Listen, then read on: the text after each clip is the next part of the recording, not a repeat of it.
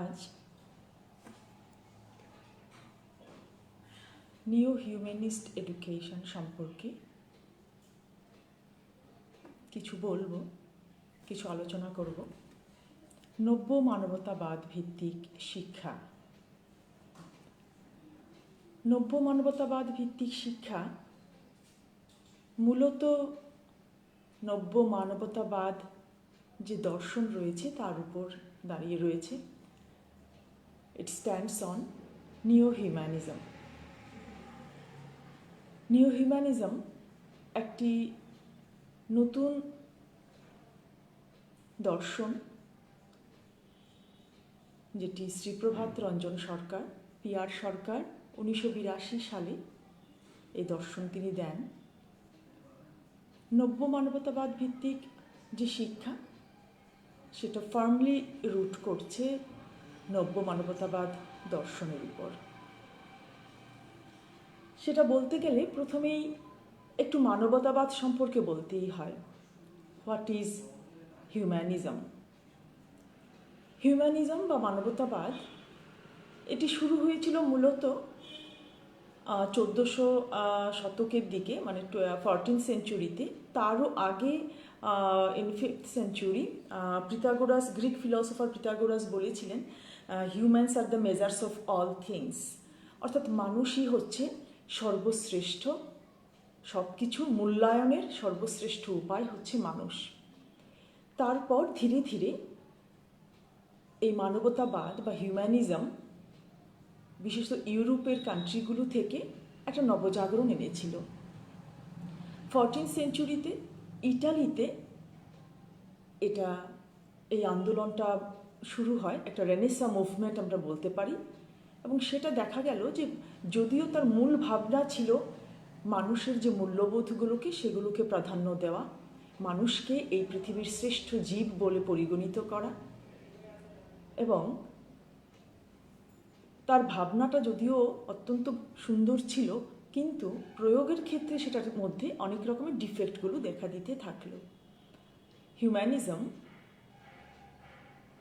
আমরা দেখি যে ইংল্যান্ডে এবং ইতালিতেও উইমেন এবং স্লেভ, যারা তখনকার সময়ে নারী এবং কৃতদাসদের কিন্তু সেই হিউম্যানিজমের আমব্রেলার নিচে আনা গেল না।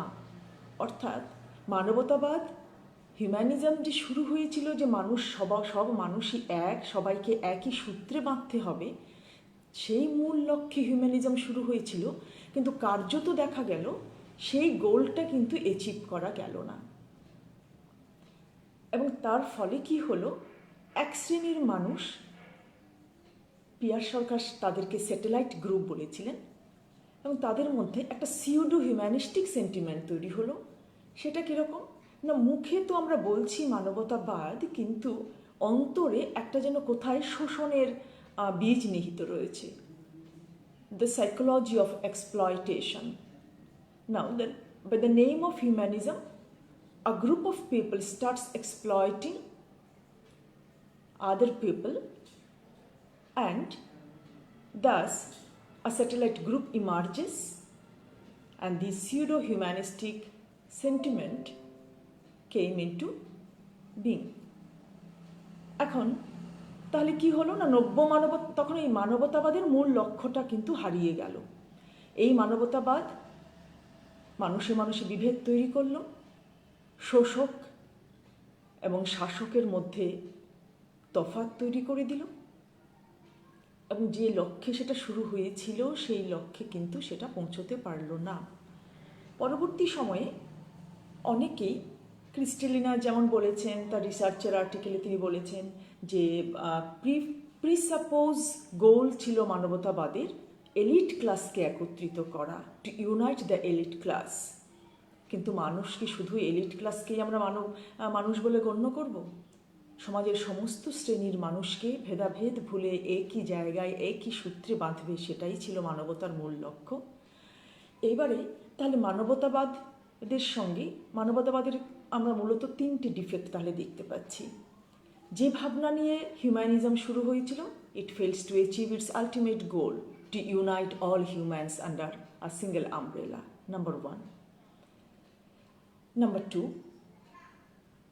হিউম্যান, আমরা মানব জাতির কথা যখন বলবো, মানুষের অস্তিত্ব কি শুধুই মানুষের উপরে দাঁড়িয়ে রয়েছে? তার প্রত্যক্ষ এবং পরোক্ষ যোগাযোগ রয়েছে, তার অস্তিত্ব টিকে রয়েছে অন্যান্য যে পশু পাখি উদ্ভিদ প্রাণী এবং এমনকি নির্জীব যে সত্তা তাদেরও রয়েছে, তাদেরও মানুষের এই জগতে ভূমিকা রয়েছে। তাহলে হিউম্যানিজম কি বললো না শুধু মানুষই শ্রেষ্ঠ আর মানুষের সঙ্গে অন্যদের যে কানেকশন রয়েছে সেটাকে সে ইগনোর করলো। অ্যান্ড তাহলে এইখানে একটা প্রশ্ন থেকে যাচ্ছে যে মানুষ তার অস্তিত্ব টিকে থাকার জন্যে অন্যের উপরে প্রত্যক্ষ বা পরোক্ষভাবে নির্ভরশীল, সেটা আমরা জানি। ইকোলজি তাই বলে, ইকোসিস্টেমের যে চেইন রয়েছে, যে এনার্জি ফ্লোর চেইন রয়েছে, তাতে আমরা জানি যে মানুষের অস্তিত্ব কিন্তু শুধুমাত্র মানুষকে নিয়েই নয়, এই পৃথিবীর সমস্ত জীব জগৎ এবং অপ্রাণীন সত্তাকে নিয়েই এই পৃথিবী। সেটা একটা ডিফেক্ট রয়ে গেল। সেকেন্ড ডিফেক্ট হচ্ছে এই যে ফ্লো অফ হিউম্যানিটি, সেটা সবসময় কিন্তু ঠিক মতো থাকবে না যদি না তার মধ্যে আমরা একটা পেরিনিয়াল সোর্সকে দেখাতে পারি। আমি একটি উদাহরণ দিচ্ছি, যেমন গঙ্গা নদী সারা বছর একই স্রোতে প্রবাহমান। খরাতে গঙ্গা নদীর জল শুকায় না আমরা জানি, তেমন কি এটা কেন হচ্ছে না, গঙ্গা নদীর যে উৎস সেটা হচ্ছে দ্য গ্লেশিয়ার অফ হিমালয়া। তাহলে তার একটা পেরিনিয়াল সোর্স, অর্থাৎ যে সারা বছর তার স্রোতস্বিনীকে স্রোতকে, জলের স্রোতকে একই ধারায় বইয়ে নিয়ে যাবে। সেই জন্যে গঙ্গা নদীর মূল উৎস হচ্ছে the glacier of Himalayas. Likewise এই যে মানবতার যে সেন্টিমেন্ট মানুষের মধ্যে, তার একটা পেরিনিয়াল সোর্স, একটা উৎস থাকা দরকার, যেখান থেকে সব সময় এই মানবতা বোধটা বেরিয়ে আসবে। হিউম্যানিজমের যারা প্রবক্তা তারা কিন্তু এই সোর্সটিকে আইডেন্টিফাই করতে ব্যর্থ হয়েছেন, যার জন্যে এই একটা সময় আমার মনে হতে পারে মানুষের প্রতি মানুষের ভালোবাসা, কিন্তু সেটা কিন্তু মানবতার নামে পৃথিবীতে অনেক রক্ত ঝরিয়েছে, মানুষের বিভেদ তৈরি হয়েছে, কাস্টিজম, কমিউনিটির ডিফারেন্স, এমনকি জাতিতে জাতিতে দেশে দেশে যে ভেদাভেদ তৈরি হয়েছিল সেটাকে আমরা অস্বীকার করতে পারি না, because of the lack of the ultimate source of human feeling, যেটা মানবতাবাদে মিসিং। এই দুটো। আরেকটা হচ্ছে the ultimate source of human feeling is the devotion that is totally ignored in humanism. মানুষের যত রকমের পোটেনশিয়ালিটি রয়েছে, physical potentiality, mental potentiality, spiritual potentiality, তার মধ্যে সবচেয়ে বেশি পোটেনশিয়ালিটি নিহিত রয়েছে মানুষের মধ্যে আধ্যাত্মিক পোটেনশিয়ালিটি, স্পিরিচুয়াল পোটেনশিয়ালিটি। সেটাকে মানবতাবাদ অস্বীকার করেছে। যদিও র্যাডিক্যাল হিউম্যানিজমে মানবেন্দ্র রায়, এমএন রায় আমরা জানি, ইন্ডিয়ানের রিনাউন্ড হিউম্যানিস্ট, তিনি কিছুটা চেষ্টা করেছিলেন, কিন্তু স্পিরিচুয়ালিটিকে তিনিও সেইভাবে প্রকট করে দেখাতে পারেননি। এই যে ডিফেক্ট অফ হিউম্যানিজম, এইখানেই নব্য মানবতাবাদের প্রশ্ন, এইখানে নব্য মানবতাবাদের প্রয়োজনীয়তা।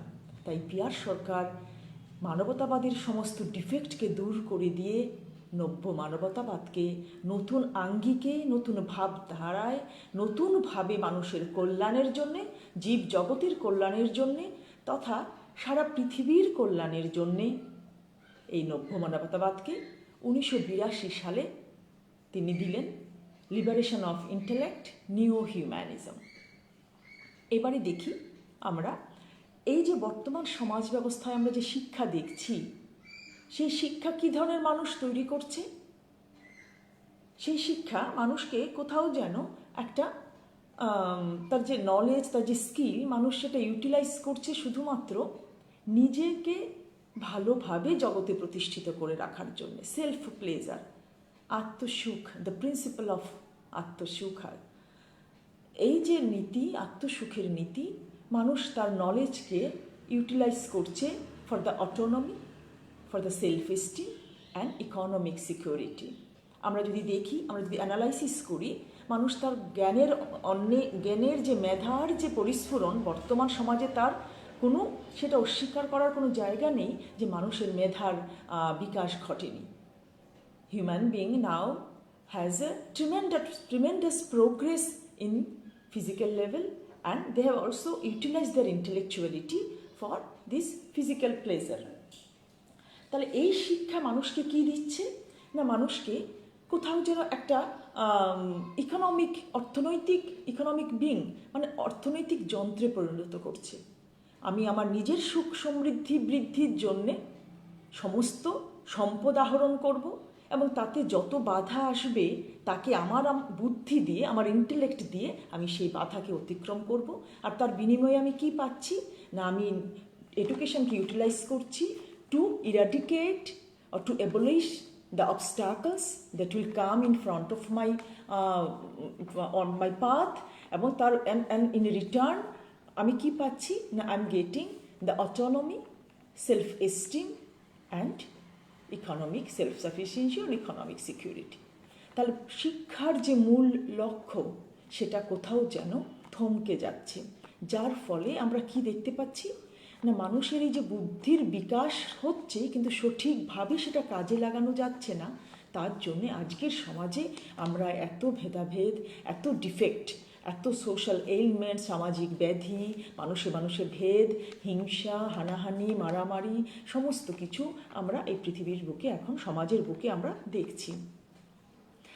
তাহলে আরও একটা কথা যেটা পিয়ার সরকার বলেছেন, যে এই যে মানুষের প্রগতি শুধুমাত্র ফিজিক্যাল বা ম্যাটেরিয়াল ওয়ার্ল্ডে হচ্ছে, তাতে করে মানুষ তার একটা দিকে এগিয়ে যাচ্ছে ভীষণ গতিতে, কিন্তু মনোজগতে মানুষের আর যে ইনার ওয়ার্ল্ড রয়েছে সেখানে সেই যেই স্পিডে এবং যেই রিদমে মানুষ বাহ্যিক জগতের দিকে এগিয়ে যাচ্ছে, সেই স্পিড বা সেই রিদমে মনোজগতে মানুষ যেহেতু অগ্রসর হতে পারছে না, তখন সেখানে একটা ক্ল্যাশ তৈরি হচ্ছে, imbalance in between the outer world and inner world, an imbalance between the psychic field and the subjective inner field and the objective outer world.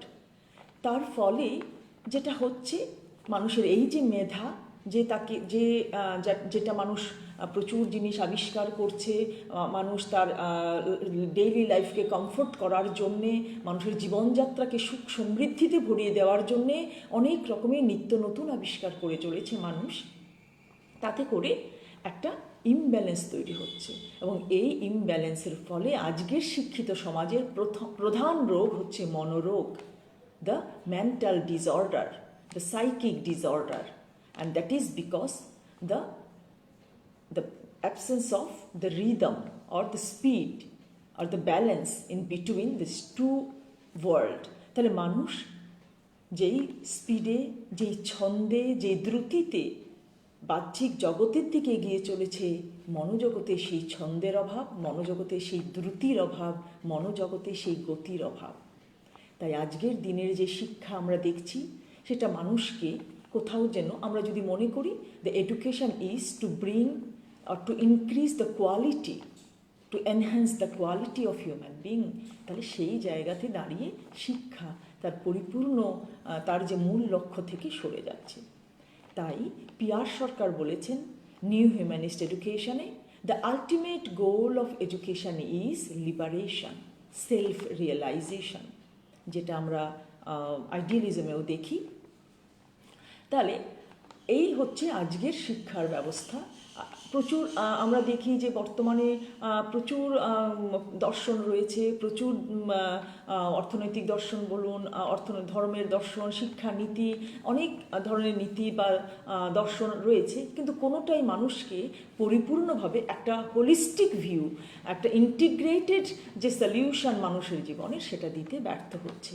তাই পিয়ার সরকার একটা নতুন আঙ্গিকে তার নিউ হিউম্যানিজমকে দিয়ে গেলেন না, তিনি কি বললেন, practice of love for all human, plant, animal and inanimate beings in this world. তিনি, এখন আমরা দেখি যে কনজামশন, আমরা যেমন মানুষের মূল নীতি আমি আগেও বলেছি, একটা সাইকিক ওয়ার্ল্ডে মানুষ যেহেতু, মানুষের ইনস্টিংক্ট কিন্তু পশু থেকে যেহেতু এসেছে মানুষ, তাই মানুষের মধ্যে একটা পশুত্বের ভাবনা কোথাও যেন ডরমেন্ট অবস্থায় থেকে যায়। In his or her unconscious level, there is some instinct of the instinct, animal instinct lies, hidden in humans' unconscious mind. এবারে মানুষের, পিয়ার সরকার বলছেন যে every action is motivated by or every action is directed by human intellect or human brain, human mind. P R Sarkar মাইন্ডকে বলেছেন, mind হলো ব্রেইনের কার্য, মানে মেকানিক্স, মানে ব্রেইনকে চালাচ্ছেন হচ্ছে মাইন্ড। নিউ হিউম্যানিস্ট এডুকেশনে মাইন্ডের গুরুত্ব সেজন্য অপরিসীম। Unlike western philosophy, P R Sarkar has emphasized on the place of mind. তার কি হচ্ছে না, বুদ্ধি, মানুষের যখন বুদ্ধি ডিস্টর্টেড হয়ে যাচ্ছে, মানুষের যখন ইন্টেলেক্টটা ডিস্টর্টেড হচ্ছে, তখন মানুষ তার অ্যাকশনটা ডিফেক্টিভ হচ্ছে। তাই তিনি কি বললেন না, লিবারেশন অফ ইন্টেলেক্ট, এই মানুষের বুদ্ধির মুক্তি ঘটাতে হবে। তাহলে দুই ধরনের ডিফেক্ট আমরা সমাজে দেখছি, যেটা আমরা বলতে পারি ডিফেক্টিভ ইন্টেলেক্টের জন্য হচ্ছে। পিয়ার সরকার সেই দুটো জিনিসকে নিউ হিউম্যানিজমে বলেছেন, one is a sentimentality, another one is a self pleasure. Self pleasure আমি অলরেডি একটু বলেছি, যেমন যত বেশি সেলফ প্লেজারের দিকে মানুষ যাবে, তত বেশি অন্যকে এক্সপ্লয়েট করে মানুষ তত বেশি কম্পিটিটিভ, একটা আনহেলদি কম্পিটিটিভ মেন্টালিটি নিয়ে মানুষ এগিয়ে যাবে, এবং তখন শোষণের ভাবনাটা আসবে। বিকজ আমার ভালো থাকতে হবে, এই জগতের সম্পদের অধিকারী আমি, এই যখন সেলফ একটা মেন্টালিটি কাজ করবে মানুষের মনে, সে তখন কি করবে, সে তখন অন্যকে, তখন শোষণের মনোভাবটা মানুষের মধ্যে আসবে, এবং সে তখন ডিপ্রাইভ করবে অন্যদেরকে at the expense of the wealth and other necessities. তাহলে এটা একটা হলো সেলফ প্লেজার। এবারে সেন্টিমেন্ট, ভাব জড়তা। ভাব জড়তাটা কি? Sentiment is always guided by some sort of defective thought that is superstitious and dogma. মানুষের মধ্যে কিছু সংকীর্ণ সেন্টিমেন্টালিটি থাকে, পিয়ার সরকার সেটাকে বলছেন narrow socio sentiment and narrow geo sentiment. Sentiment মানুষকে কি করছে না, মানুষ যে কোনো কিছুকে ব্লাইন্ডলি সাপোর্ট করছে। Sentiment provokes human being to support anything blindly without the consequence of this action. এর ফলে কি হতে পারে সেটা মানুষ ভাবছে না। সুতরাং মানুষ কি করছে, যে এই জিও সেন্টিমেন্ট মানে হচ্ছে একটা টেরিটরি, নির্দিষ্ট টেরিটরির প্রতি ভাবনা বা ভালোবাসা। আজকের দিনে আমরা যেটা ন্যাশনালিজম দেখতে পাই, বা নিজের স্টেটের, যে আমরা আজকে যে স্টেট, বিভিন্ন স্টেটরা তারা নিজেরা বলছে যে আমরা এই স্টেট আমার, এবং তাতে রক্তপাত হচ্ছে, তাতে হানাহানি বাড়ছে, মানুষে বিদ্বেষ বাড়ছে। তাহলে this is a Jio sentiment. আমি যেহেতু এডুকেশনের দিকে ফিরে আসবো বলে আমি খুব একটা ওই দিকে হাইলাইট করছি না, but this two sentiments are very detrimental to human progress. This one is a narrow geo sentiment for the territory of own territory, আরেকটা কি সোশিও সেন্টিমেন্ট। পিয়ার সরকার বলছেন this socio sentiment is more dangerous then narrow geo sentiment. Socio sentiment কি না, একটা কমিউনিটির প্রতি বিদ্বেষ ভাব, একটা কমিউনিটির প্রতি ভালোবাসা, অতিরিক্ত ভালোবাসা বা অন্যকে ছোট করে দেখা। এই যে সোশ্যাল সেন্টিমেন্ট, এই সেন্টিমেন্টের ফলে আমরা দেখি জাতিভেদ প্রথা থেকে শুরু করে ইন্ডিয়াতে হিন্দুইজমের মধ্যে কাস্টিজমটা একটা বিশাল ফ্যাক্টর সেখানে দাঁড়িয়েছে এসে।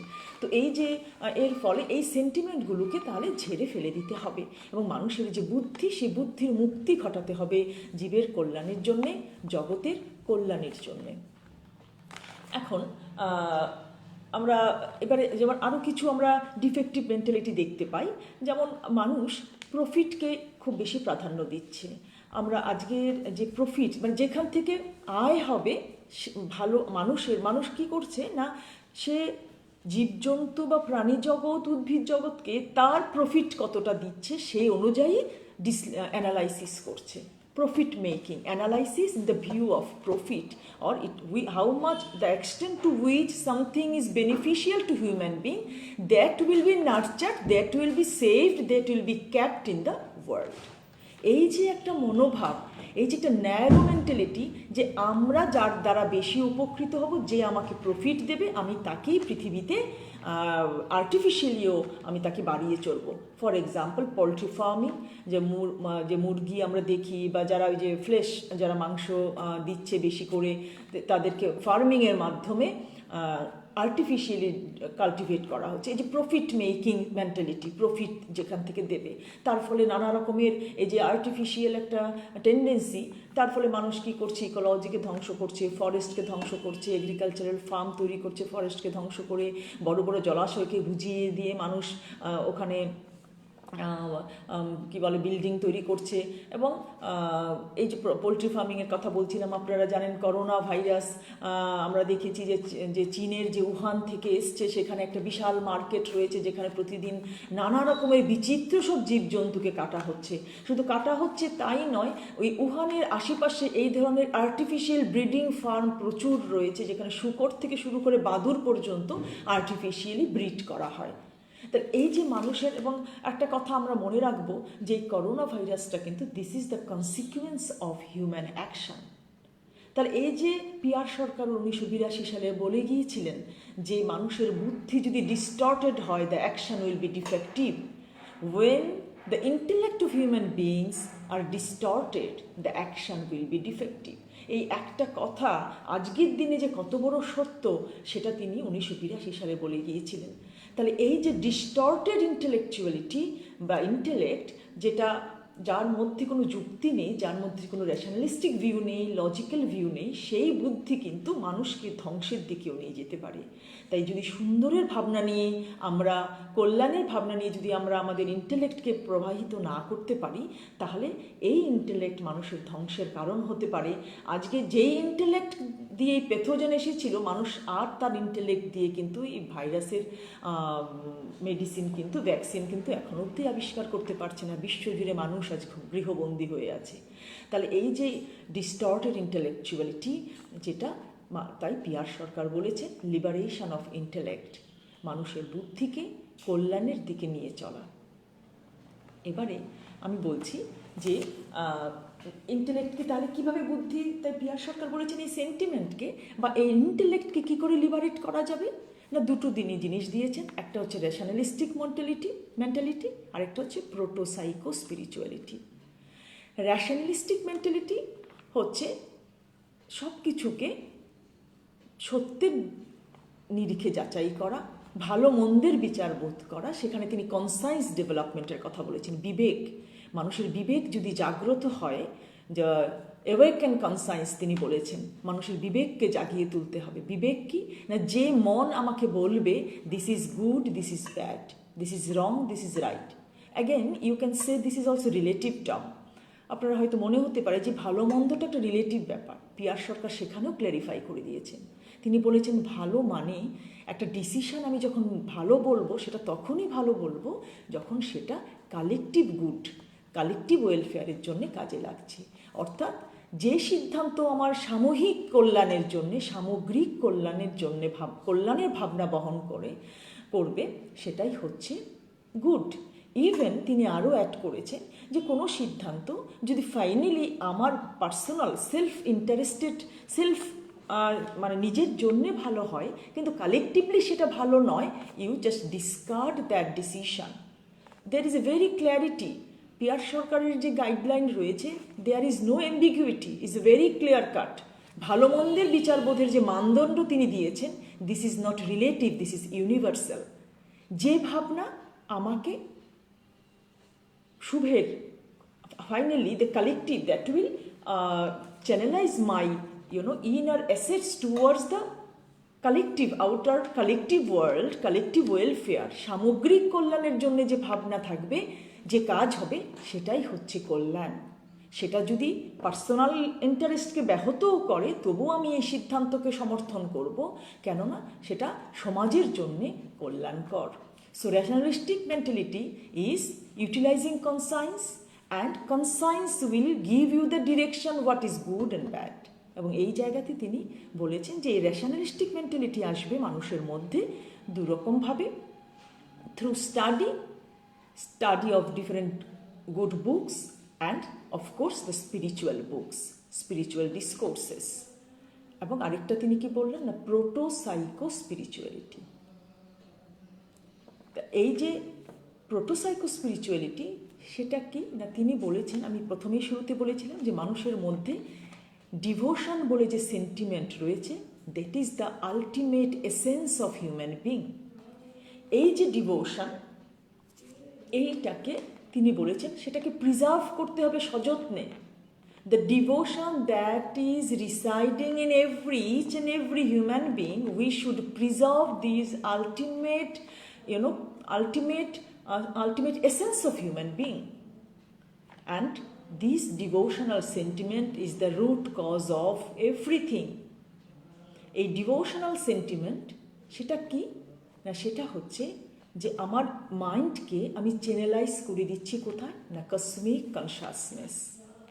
আমি আগেই বলেছি যে নিউ হিউম্যানিস্ট এডুকেশনের ক্ষেত্রে শিক্ষার মূল লক্ষ্য হচ্ছে সেলফ রিয়েলাইজেশন। প্রতিটি মানুষের মধ্যে যে জীবাত্মা রিফ্লেক্টেড হচ্ছে, যেমন করে চাঁদের আলো পৃথিবীর সমস্ত ওয়াটার সোর্সের মধ্যে, সেটা যেমন একটি ভাঙা মাটির পাত্রেও যদি একটুখানি জল জমে থাকে সেখানেও যেমন চাঁদের আলো উদ্ভাসিত হয়, তেমনি বৃহদাকার জলাশয়ের মধ্যেও চাঁদের আলো উদ্ভাসিত হচ্ছে। ঠিক তেমনিভাবে জীবাত্মা, the omnipotent, is reflecting in each and every unit mind in this world, not only the human being. It is inside all the animal and plants and human being. তাহলে এই যে ডিভোশন, এইটাকে রিয়েলাইজ করতে হবে, and that will be the connecting link between unit mind and cosmic mind. তাহলে প্রোটোসাইকো spirituality হচ্ছে মানুষের মনকে চ্যানেলাইজ করে দেয়া পরম পুরুষের দিকে, অর্থাৎ cosmic consciousness, the journey of unit mind towards the cosmic consciousness. And এই যখন ভাবনা ভেতরের জগতে হবে, and when that will be reflected in the outer world, then that will bring a harmony. তিনি বলছেন harmony between self, between the environment and between the supreme consciousness. এই যে একটা হারমোনি রয়েছে, এই যে একটা সুসন্তুলিত সামঞ্জস্য বিটুইন মানুষ, পরিবেশের সমস্ত প্রাণীন অপ্রাণীন সত্তা এবং পরমাত্মা কসমিক কনসাসনেস, এর যে একটা সুসন্তুলিত সামঞ্জস্য, সেটা একমাত্র মানুষের মধ্যে তখনই আসবে যখন তার ইনার যে অ্যাসেট রয়েছে ডিভোশন, সেটা যখন মানুষের মধ্যে জেগে উঠবে।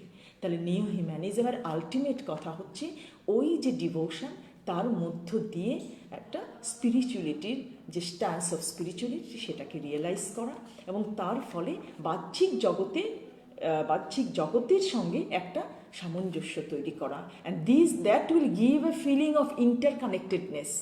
দেন the human being will find a fine linking thread ties between all the creatures in this world with the omnipotent, and that is the feeling of universalism.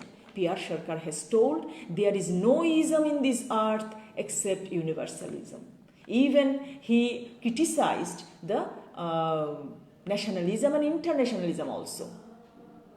তাহলে আলটিমেটলি এই যখন মানুষের মধ্যে আসবে, তাহলে নব্য মানবতাবাদের মূল কথা হচ্ছে wisdom based philosophy, but without compromising the physical world.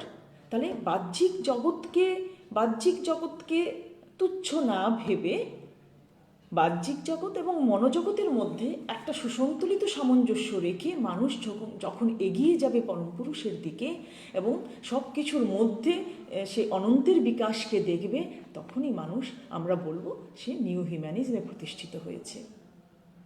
এবারে নিউ হিউম্যানিস্ট এডুকেশন, নব্য মানবতাবাদ ভিত্তিক শিক্ষা, is deeply rooted into the humanism. তাহলে এই যে আমি এতক্ষণ মানবতাবাদের নব্য মানবতাবাদের কথা বললাম, তাহলে নব্য জিনিসগুলো কোন কোন ক্ষেত্রে? সেখানে পশু পাখি থেকে শুরু করে সমস্ত ক্রিয়েচারকে এই দর্শনের আওতায় স্থান দেওয়া হয়েছে। তিনি বলেছেন মানুষের দুটো মূল্য রয়েছে এই জগতে, শুধু মানুষের নয়, সমস্ত জীব জগতের দুটো মূল্য, একটা ইউটিলিটি ভ্যালু, একটা এক্সিস্টেন্সিয়াল ভ্যালু। এই যেমন আমি একটু আগেই বলছিলাম যে মানুষ প্রফিট মেকিং, যেটার থেকে বেশি আয় হবে সেটাকে সে পৃথিবীতে থাকার অধিকার দিচ্ছে, বাকিকে সে ধ্বংস করে দিচ্ছে। মানুষের কাউকে ধ্বংস করার কোনো অধিকার নেই, কারণ সে সৃষ্টি করতে যখন পারছে না, সে ধ্বংস করারও তার অধিকার নেই। Human being has no right to destroy because he is not the creator. তাহলে এই যে মানুষ ধ্বংসের এই যে ভাবনা, মানুষ এই যে সেন্টিমেন্টালিটি, মানুষ ধ্বংসের ভাবনা নিয়ে এগিয়ে যাচ্ছে, যে যাকে সে ভালো লাগছে তাকে সে রাখছে, তাতে কিন্তু প্রত্যেকের, তিনি কি বলছেন, পিয়ার সরকার বলছেন, মানুষ পৃথিবীতে সমস্ত জীব জগতের দুটো মূল্য রয়েছে, একটা হচ্ছে তার আস্তিত্বিক মূল্য, একটা তার ইউটিলিটি মূল্য, মানে উপযোগীমূলক মূল্য এবং একটা আস্তিত্বিক মূল্য, utility value and existential value. সেই অর্থে যদি আমি বিচার করি, তাহলে পৃথিবীর কোনো জিনিসই অকারণ নয়, তুচ্ছ নয়। তাহলে এই ভাবনা মানুষের মধ্যে আনতে হবে। নেক্সট, তাহলে এডুকেশনের কথা এবারে আসি। এই হলো আমাদের নব্য মানবতাবাদ, এবং নব্য মানবতাবাদে আধ্যাত্মিকতা, স্পিরিচুয়ালিটি একটা বিশাল জায়গা জুড়ে রয়েছে। মানুষের মনের সেখানে প্রাধান্য রয়েছে, মানুষের কনসায়েন্স, বিবেক সবসময় জাগ্রত থাকবে, এবং জাগ্রত বিবেক মানুষকে what is good and bad বলবে। তাহলে এই হলো নব্য মানবতাবাদ। Now what is new humanistic education? আমি ফাইনালি বলেছি আগেই যে নিউ হিউম্যানিস্টিক এডুকেশনের মূল লক্ষ্য হচ্ছে সেলফ রিয়েলাইজেশন। সেটা কিন্তু আইডিয়ালিস্টিক ফিলসফি, যারা আইডিয়ালিজম, তারাও বলে। তাহলে পার্থক্য কোথায়? না, আইডিয়ালিস্টিক ফিলসফিতে শুধুমাত্র কিন্তু বলছে যে সেলভেশন, সেলফ রিয়েলাইজেশন, কিন্তু পিয়ার সরকার মানুষের যে ত্রিস্তরীয় অস্তিত্ব, ফিজিক্যাল, মেন্টাল অ্যান্ড স্পিরিচুয়াল, তার মধ্যে একটা হারমোনিয়াস রিলেশনশিপ তৈরি করে দিয়েছেন। যেমন মানুষ ফিজিক্যালি স্ট্রং হবে, মেন্টালি আপরাইটেড হবে, এবং স্পিরিচুয়ালি এলিভেটেড হবে। তাহলে নব্য মানবতাবাদ ভিত্তিক যে শিক্ষা, তাতে the goal of education is wisdom centred without compromising the physical world. সেইখানে এবারে কারিকুলাম, তাহলে এখানে কি হবে? Curriculum will be integrated and interdisciplinary. Integrated curriculum and interdisciplinary curriculum. সেখানে কারিকুলামের দুটো ভাগ নিউ হিউম্যানিস্ট এডুকেশনে রয়েছে, একটা কোর কারিকুলাম, একটা হচ্ছে peripheral curriculum. Core curriculum is at the centre where biopsychology, philosophy, stubble, English as a language, children literature, ashtanga yoga, this will be the core curriculum. এবং এই core curriculum একটা শিশুর, একটা চাইল্ডের integrated personality ডেভেলপমেন্টের জন্য প্রয়োজন। Holistic development of human being and integrated personality development of a child is essential, and a new humanist education এই core কারিকুলামের কথা বলেছি, যেটা সেন্টারে থাকবে। আর পেরিফেরিতে থাকবে আর্থ science, physical science, other science, mathematics, and history, geography, and other subjects. So, curriculum is divided into two parts: core curriculum and peripheral curriculum. এবারে role of teacher is also very significant in new humanistic education. Teacher, P R Sarkar বলছেন, the teachers are the সমাজ গুরু।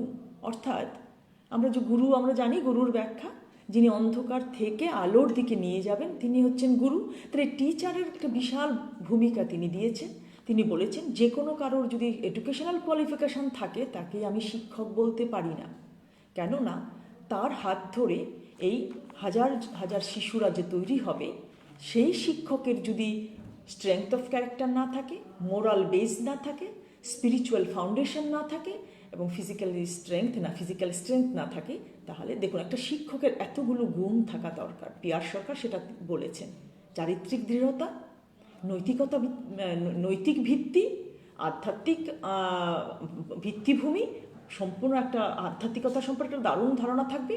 আর তিনি বলেছেন selfless service spirit, নিঃস্বার্থ সেবার মানসিকতা শিক্ষকের মধ্যে থাকতে হবে, তবেই তিনি শিক্ষক পদবাচ্য হবেন।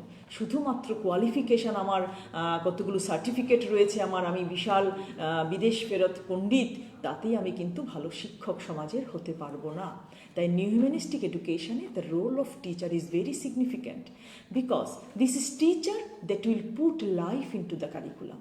শিক্ষক এই যে মৃত কারিকুলাম রয়েছে তাকে প্রাণ সঞ্চার করবেন শিক্ষক। শিক্ষকই ছাত্রকে মোটিভেট করবেন যে এই কারিকুলাম বা এই কন্টেন্টকে ইমবাইব করতে। তাই আমি শিক্ষক বলতে পিয়ার সরকার বলেছেন যে তার চারিত্রিক দৃঢ়তা থাকতে হবে, নৈতিকতার ভিত্তি থাকতে হবে, এবং নৈতিকতা বলতে গিয়ে তিনি অষ্টাঙ্গ যোগাকে নিউ হিউম্যানিস্ট কারিকুলামে ইনক্লুড করেছেন, এবং তিনি বলেছেন যে আমাদের নিউ হিউম্যানিস্ট এডুকেশনে ashtanga yoga will be at the all levels from pre primary to the higher education. Ashtanga yoga আমি এখানে খুব বেশি আর কিছু বলবো না। পতঞ্জলির যে অষ্টাঙ্গ যোগা সেটাকে তিনি নতুন আঙ্গিকে নতুনভাবে ব্যাখ্যা করেছেন। Ashtanga yoga, the 8 limbs of yoga, সেখানে আসন, যম নিয়ম, আসন, প্রাণায়াম, ধ্যান, ধারণা, প্রত্যাহার, সমাধি, সেগুলো তিনি বলেছেন। সেইগুলো বিভিন্ন লেভেলে, মানে প্রি প্রাইমারি লেভেলের যেরকম ডেভেলপমেন্টাল ট্রেন থাকে বাচ্চাদের, সেইখানে সেই রকমভাবে তাকে সেই ধারণাগুলো দিতে হবে। ধীরে ধীরে তার গ্রেডেশনটাকে, কমপ্লেক্সিটিটাকে বাড়াতে হবে, এবং সেই জন্য তিনি অষ্টাঙ্গ যোগাকে কোর কারিকুলামে নিউ হিউম্যানিস্ট এডুকেশনে নিয়ে এসেছেন।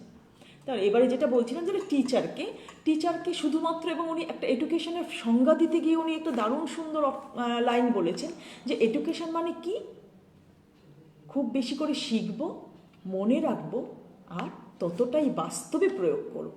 দেখুন এইখানে তিনি কি বলছেন, reflection is more important than action. Teacher should be reflective practitioner. অর্থাৎ কি না, আমি শিক্ষিত আমি তখনই বলবো যখন আমার নলেজ হবে, সেই নলেজগুলোকে আমি মনে রাখতে চেষ্টা করব। এতেই তিনি থেমে যাননি, তিনি বলেছেন শুধু মনে রাখাই যথেষ্ট নয়, আমি সেটাকে বাস্তব জীবনে, প্রাত্যহিক জীবনে প্রয়োগ করব, তবেই আমি শিক্ষিত। এডুকেটেড আর those who have learned much, remembered much and made use of those in their daily life. It's a very fantastic and very meaningful sentence. এই একটি কথার মাধ্যমে তিনি শিক্ষকের বা শিক্ষিত মানুষের যে চিত্রটা তুলে ধরেছেন, আমরা আজকের দিনে দেখতে পাই। আজকের যে সমাজ ব্যবস্থায় প্রচুর শিক্ষিত মানুষ, তাদের প্রচুর পিএইচডি, তো সাধারণ এখন পিএইচডি থেকে মানুষের শুরু হয় qualification, post doc, from different 2-3টে সাবজেক্টে পোস্ট ডক্টরেট করে নিচ্ছেন, অথচ তার ব্যবহারের কোনো পরিবর্তন নেই। একটা শিক্ষক ক্লাসের টাইমের বাইরে যদি যায়, স্যার এটা একটু বুঝিয়ে দেবেন, হয়তো বলে দিল যে এখন তো আমার সময় নেই, ওটা আমি ব্যস্ত আছি। আবার কোনো শিক্ষক, আমি আজকের দিনে আমরা দেখি, পেপার খুললে বা মিডিয়াতে দেখি কত রকমের ঘৃণ্য অপরাধে জড়িয়ে পড়েছে। তাহলে are the teachers, are the educated? এইখানে পিয়ার সরকার চারিত্রিক দৃঢ়তার কথা বলেছেন, এবং আমরা যারা শিক্ষক জগতের সঙ্গে রয়েছি, আমরা চ্যালেঞ্জ করে বলতে পারি যে মানুষের মধ্যে যদি নৈতিকতা, আধ্যাত্মিকতা ভিত্তিক নৈতিকতা না থাকে, সে শিক্ষক তো দূরে থাক, একটি সাধারণ মানুষ হওয়ারও পদবাচ্য নয়। সমাজ তার দ্বারা কোনোভাবেই উপকৃত হবে না। তাই মানুষ তৈরির প্রথম কথা হচ্ছে নৈতিকতা, এবং সেই নৈতিকতা হচ্ছে ইউনিভার্সাল মোরালিটি। তিনি কোনো ধরনের মোরালিটির অনেক রকমের ডেফিনেশন হয়, কিন্তু পিয়ার সরকার যে মোরালিটির কথা বলেছেন, দিস ইজ ইউনিভার্সাল মোরালিটি। পরবর্তী সময়ে কোনো দিন ইউনিভার্সাল মোরালিটি আপনারা পড়ে নেবেন। পিয়ার সরকারের যে বই রয়েছে, new humanism, the awaken conscience and liberation of intellect, তাতে আপনারা পুরো পেয়ে যাবেন। এখানে হয়তো সব আমি পুরো এই অল্প পরিসরে বলে উঠতে পারছি না। তাহলে কি হচ্ছে না, টিচারের ভিত্তিভূমি হচ্ছে নৈতিকতা ভিত্তিক আধ্যাত্মিকতা এবং চারিত্রিক দৃঢ়তা এবং সেলফলেস সার্ভিস। আমি তাকেই সেবা। আজকাল আমি দেখছিলাম, কিছুদিন আগেই দেখছিলাম যে কিছু টিচার মিলে ওরা আমফানের রিলিফ দিতে গিয়েছিল, এবং রিপোর্টারদের ফোন করে করে আনিয়ে যে আমাদের ছবি তুলুন, কালকে কিন্তু পেপারে এগুলো বেরোতে হবে। তাহলে কি হবে না, তাহলে ওই আমার যে কলেজের ছুটিটা স্যাংশন হবে, আমি কাজ সার্ভিসে রয়েছি, তাতে করে আমি কিছু এখানে একটা আমার গুডউইল তৈরি হবে, এবং সেখানে আমি কিছু, তাহলে দেখুন সেবা আমি করেছি, কিন্তু মনের মধ্যে একটা তার বিনিময়ে কিছু পাওয়ার ভাবনা নিয়ে করেছি। না আমার নামটা পেপারে আসতে হবে, আর ওই প্রিন্সিপাল যদি দেখেন আমি আমফানে ওই সুদূর সাগর দিঘি মানে সাগর কি বলে ওটাকে ওই কাকদ্বীপের দিকে, ওই দিকে যেখানে আমফান ঝড়টা খুব বেশি এসছিল, তো ওই দিকে আমি গেছি, তাহলে আমার ছুটিগুলো সব মঞ্জুর হয়ে যাবে। তাহলে এই যে সেবার মনোভাবের পেছনে যে পাওয়ার ভাবনা, this is not a true service. তা পিয়ার সরকার দেখুন very clear, each and every word has been defined very precisely.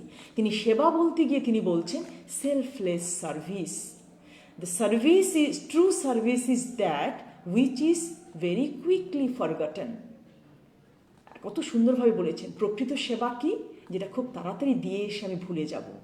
আমি কি করেছি সমাজের জন্যে সেটা খুব তাড়াতাড়ি আমি ভুলে গিয়ে নতুনভাবে আরও বড় পরিসরে কিছু করার চেষ্টা করব। যদি মনে রাখি তাহলে কি হবে? যদি আমি মনে রাখি যে আমি তাকে ওই দিন ওই জিনিসটা দিয়েছি, পরদিনই আমি তার থেকে কিছু পাওয়ার ভাবনা রাখব। আর যদি আমি সেটা না পাই তাহলে আমি তার প্রতি বিদ্বেষ ভাব পোষণ করব, হিংসা, এবং সেটা ছোট পরিসর থেকে সেটা যখন বড় পরিসরে চলে যায় তখন সেটা একটা রায়ট বা সমাজের একটা সংকটও তৈরি করতে পারে। তাহলে এই যে এখানে সব জায়গাতেই কিন্তু ডিফেক্টিভ ইন্টেলেক্টের কথা বলা হয়েছে।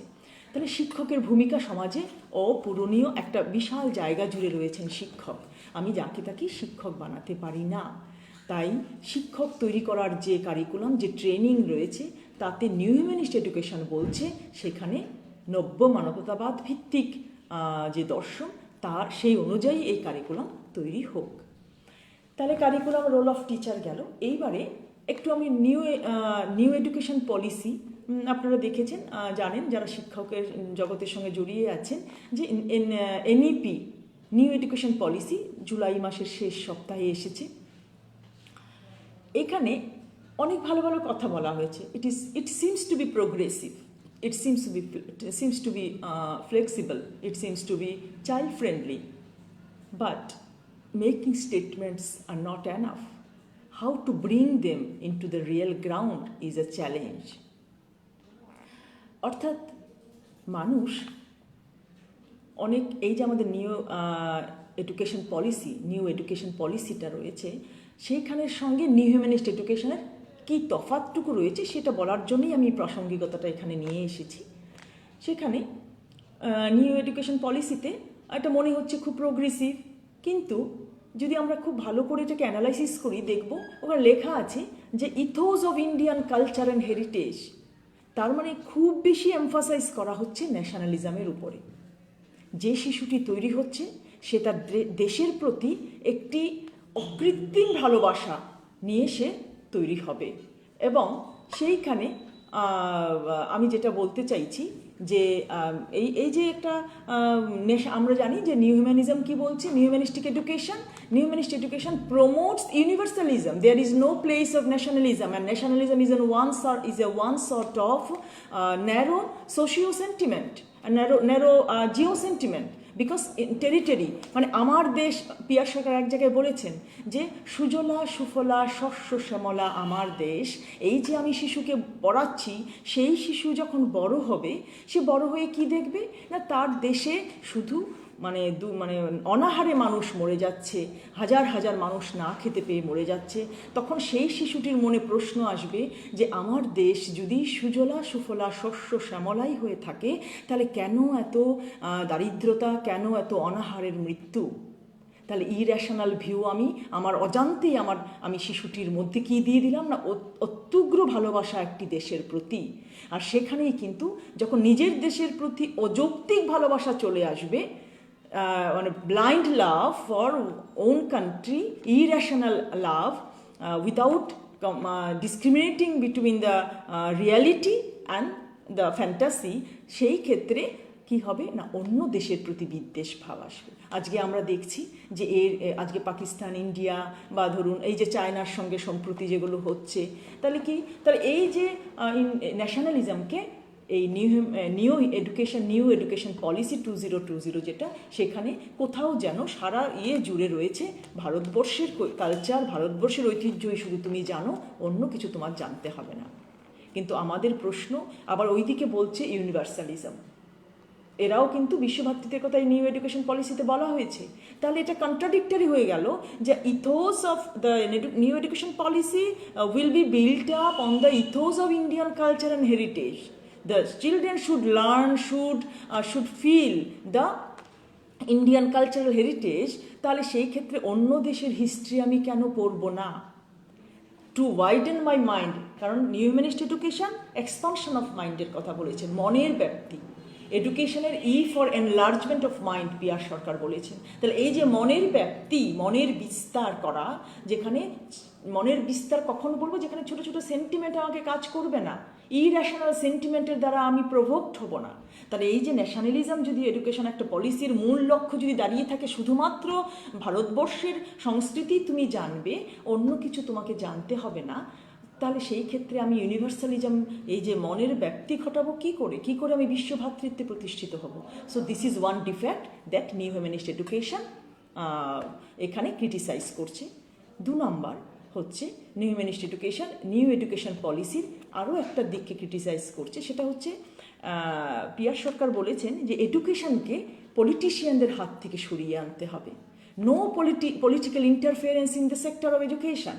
কিন্তু আজকে এই নিউ এডুকেশন পলিসিতে আমরা খুব বেশি সেন্ট্রালাইজড একটা টেন্ডেন্সি দেখতে পাচ্ছি। কীরকম না, কারিকুলামটা তৈরি করবে ministry of education, ministry human resource development, MHRD, women and child development, tribal affairs, এই কয়েকটা যে সেন্ট্রাল বডি রয়েছে তারাই নাকি কারিকুলাম তৈরি করবে।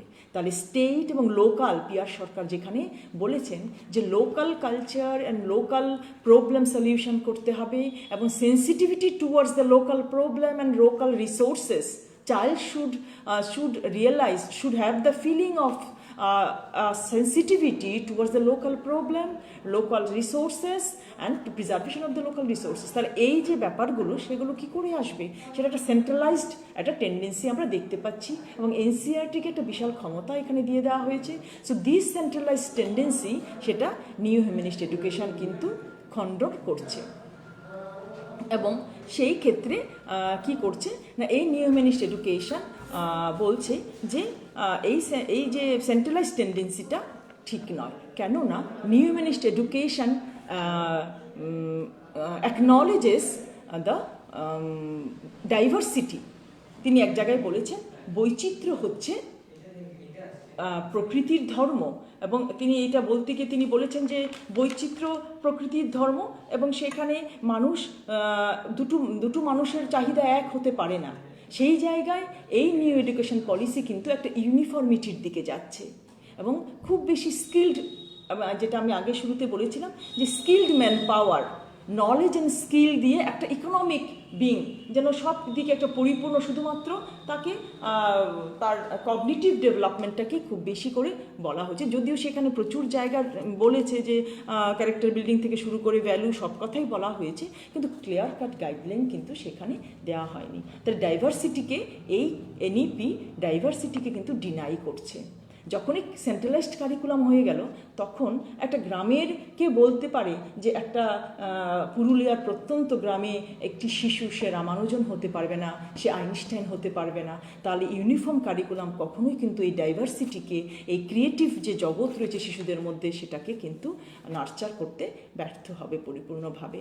তো এই নিউ এনইপির সঙ্গে এই আরেকটা 3 ল্যাঙ্গুয়েজ ফর্মুলা, ল্যাঙ্গুয়েজ ফর্মুলা নিয়েও একটা বিতর্ক রয়েছে। গুরুকুল যে নিয়েছি যে কারিকুলাম সেখানে 3 ল্যাঙ্গুয়েজ ফর্মুলার কথা বলা হয়েছে প্রিসাইজলি, একদম পরিষ্কার করে পিয়ার সরকার বলেছেন যে মাদার টাং হবে দ্য মোড অফ ট্রানজ্যাকশন, এক নম্বর সংস্কৃত, অ্যাটলিস্ট ক্লাস 5 থেকে 10 অবধি সংস্কৃত থাকতে হবে, আর ইংলিশকে তিনি বলেছেন linking language that will help to communicate around the world in between different countries. এখন পর্যন্ত ইংলিশ আমাদের এই জন্য ভালোভাবে জানতে হবে কেননা এখনও পর্যন্ত ইংলিশই একমাত্র সারা পৃথিবীর সবার সঙ্গে একটা যোগাযোগ তৈরি করার ভাষা। সুতরাং mother tongue Sanskrit and English, এই 3টে ভাষাকে শিশুর মধ্যে শেখার সুযোগ দিতে হবে। কিন্তু এনইপি এই যে নিউ এডুকেশন পলিসি, সেখানে ক্লাসিক্যাল ল্যাঙ্গুয়েজ, বিভিন্ন ল্যাঙ্গুয়েজকে কিছু কিছু ল্যাঙ্গুয়েজকে ক্লাসিক্যাল ল্যাঙ্গুয়েজের মর্যাদা দিচ্ছে, বাকি ল্যাঙ্গুয়েজকে ক্লাসিক্যাল ল্যাঙ্গুয়েজের মর্যাদা দিচ্ছে না। এই যে একটা কী বলবো, একটা প্যারিটি নেই ল্যাঙ্গুয়েজের মধ্যে। হ্যাঁ, তো এই প্যারিটিটা কিন্তু ল্যাঙ্গুয়েজের মধ্যে আনা প্রয়োজন। তাহলে এই একটা ডিফারেন্স আমরা দেখতে পাচ্ছি নিউ এডুকেশন পলিসির সঙ্গে নিউ হিউম্যানিস্ট এডুকেশনের। এখানে আর আর যেটা আমি আরেকটা বলতে চাইছিলাম যে নিউ হিউম্যানিস্টিক এডুকেশন একটা শিশুর যে অন্তর্নিহিত যে সত্তা সেটা পরিপূর্ণভাবে বিকাশ করবে। একটা শিশু যখন এই নিউ হিউম্যানিস্ট এডুকেশনের কারিকুলাম পড়বে তখন সে বুঝতে পারবে যে মানুষের ফিজিক্যাল যে ডাইমেনশন রয়েছে that is limited, the physical dimension is limited. সেটা কি না, কিন্তু আমরা ফিজিক্যাল প্লেজারের জন্যই বেশি কাজ করে যাচ্ছি। আর মেন্টাল ডাইমেনশন, যে মানুষের যে মনের চাহিদা সেটা অনন্ত। সুতরাং নিউ হিউম্যানিস্ট এডুকেশন এই যে মনের যে ব্যক্তি সেটা যাতে পরিপূর্ণভাবে ঘটাতে পারে, এবং সেখানে উনি সাইকিক স্ফিয়ারে কী করে ডেভেলপমেন্ট হবে তার জন্য তিনি এস্থেটিক্স, সুপ্রা এস্থেটিক্স, নন্দন বিজ্ঞান এবং মোহন বিজ্ঞানের কথা বলেছেন নিউ হিউম্যানিস্ট এডুকেশনে। The place of aesthetics and supra aesthetics in new humanist education, it plays a vital role in these two.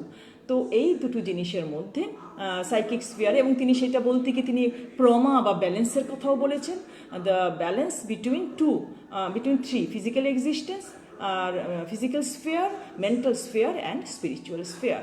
তাহলে এইভাবে যদি আমরা দেখি যে মানুষের মধ্যে, একটা শিশুর মধ্যে এই যে ত্রিস্তরীয় যে অস্তিত্বের একটা পরিপূর্ণ সন্তুলন আমাদের ঘটাতে হবে। এবং আজকের দিনের যে শিক্ষা ব্যবস্থা সেটা হয় কখনো কখনো সেটা ফিজিক্যাল ওয়ার্ল্ডের দিকে, মেটেরিয়াল ওয়ার্ল্ডের দিকে বেশি ঝুঁকে যাচ্ছে, কখনো আবার মানসিকের কথা কিছুটা বললেও spiritually this education system totally negates the spiritual potentiality of human being, of a child that NHE wants to inculcate. The ultimate potentiality that is very strong, which is spiritual potentiality. এবং সেই spiritual পোটেনশিয়ালিটিকে শিক্ষার মধ্যে directly কারিকুলামের মধ্যে এনে দিতে হবে।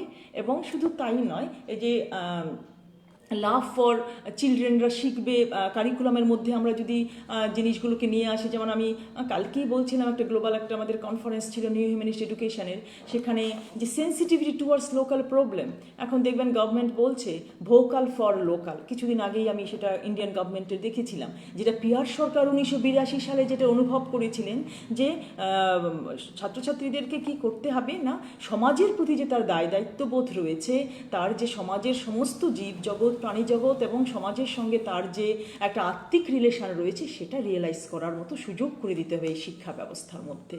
The physico psychic environment, the psycho spiritual environment of the school, of an institution will be very enabling, will be very conducive to develop the three dimensions, the three existence of human being. তো এখানে local ডেভেলপমেন্টের কথা উনি বলছিলেন যে sensitivity towards to increase the sensitivity towards local problems, enhancing the school community relationship. Suppose, for example, if students are allowed to survey the cause of the poverty, the dimensions, what are the causes of the poverty, what the impact of the poverty on the local people, how to eradicate this poverty. এই যে বাচ্চারা যখন এই চিলড্রেনরা যখন এই local problem, because we know some of the very crucial problem nowadays in India is poverty, is gender parity, and also proper local, the understanding of the local flora and fauna, মানে যে রিসোর্সকে আমরা ধ্বংস করে দিচ্ছি, যেখানে আজকাল যেটা বলা হচ্ছে সাস্টেইনেবল ডেভেলপমেন্ট। তাহলে এই জিনিসগুলো পিয়ার সরকার তার গুরুত্ব অনুধাবন করেছিলেন, রিয়েলাইজ করেছিলেন 1982-তে। তিনি বলেছিলেন যে এই আজকে যেটা সাস্টেইনেবল ডেভেলপমেন্টের কথা বলা হচ্ছে সেটা তিনি অন্য ভাষায় সেই ব্যাপারটাকে উনি পরিষ্কার করে গাইডলাইন দিয়ে গেছেন তার নিউ হিউম্যানিস্ট এডুকেশনের মধ্যে। তিনি বলেছিলেন যে increase the sensitivity towards the local resources, let realize the child the fine interconnectedness, the fine linking thread or interconnectedness among all things around him or her. তাহলে একটা শিশুকে, তাহলে এই যে যখন শিশুর এই কালেকটিভ সেন্সটা তৈরি হবে যে what is his role for the society, he is not alone to survive in this world, and his existence is directly and indirectly dependent on other creatures, and he has something to do with them for the collective welfare of the society. Then a child will realize his role and what he has to do. So this is the extension of love towards all the creatures around him, and in this way এই লোকালকে ভালোবেসে local যে সম্পদ রয়েছে তার সংরক্ষণ করে সংবর্ধন করে ধীরে ধীরে তার সোশ্যাল আউটলুকটা হবে ইউনিভার্সালিজম। সো অ্যান্ড এবং সে যখন বড় হবে ধীরে ধীরে গ্রো করবে এবং তার যে স্পিরিচুয়াল পোটেনশিয়ালিটিগুলো ভেতরে জাগ্রত হবে, তার যে স্পিরিচুয়াল প্র্যাকটিস, পিয়ার সরকার আরও একটা কথা খুব ভালোভাবে বলেছেন, সেটা হচ্ছে without the proper practice the philosophy cannot be realised and cannot be applied in to the material world.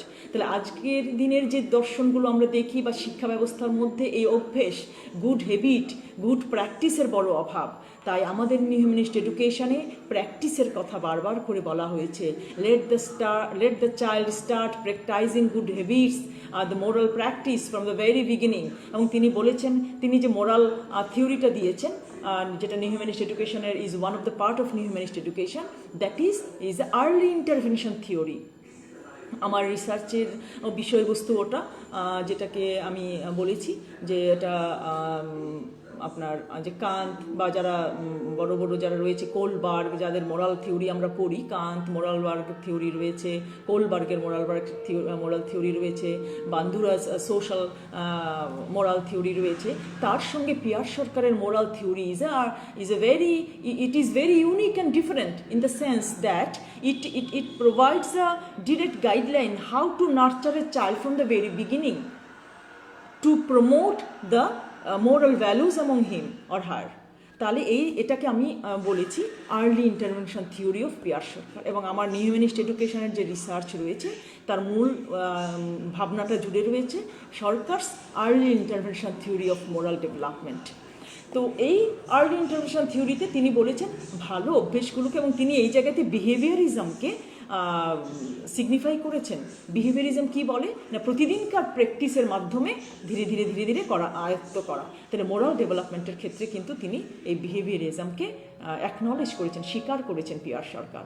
সুতরাং একটা শিশুর মধ্যে শিশুকে আমাদের নিউ হিউম্যানিস্ট এডুকেশন কী করবে না, ইন্টিগ্রেটেড পার্সোনালিটি তৈরি করে দেওয়ার লক্ষ্যে তার ফিজিক্যাল ফিটনেস, তার মেন্টাল ওয়েলবিং এবং তার স্পিরিচুয়াল এলিভেশন, এই তিনটে দিকেই সমানভাবে তাকে এগিয়ে নিয়ে যাবে। এবং নিউ হিউম্যানিস্ট এডুকেশনের মূল কথা হলো finally to make a harmonious relationship with all the creatures of this world.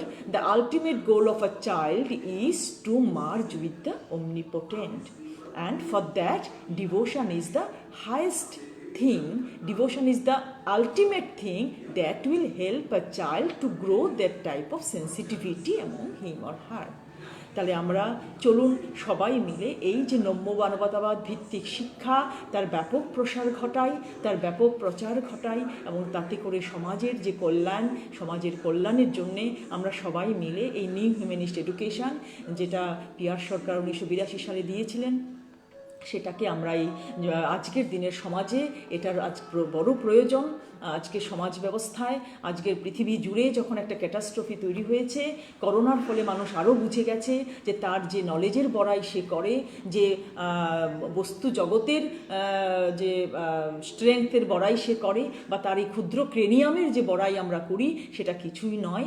Devotion এবং spirituality is the ultimate reality, and that can only give a solution of all the problems, but without compromising the physical world and the mental world. তাহলে আসুন আমরা সবাই এই যে বহুর্মুখী বিস্তৃত যে দর্শন রয়েছে মানুষের কল্যাণের জন্যে, সেই দর্শনের ব্যাপক প্রচার ও প্রসার করি সবাই মিলে। সেটাই আমি সবার কাছে অনুরোধ করব। New humanist education opens up a new arena, a new era, a new dimension of human existence. So let us propagate new humanist education. Let us establish a new humanist education, and the model schools we should establish in the light of new humanist education that will promote, that will preserve all the potentialities of a child. Namaskar.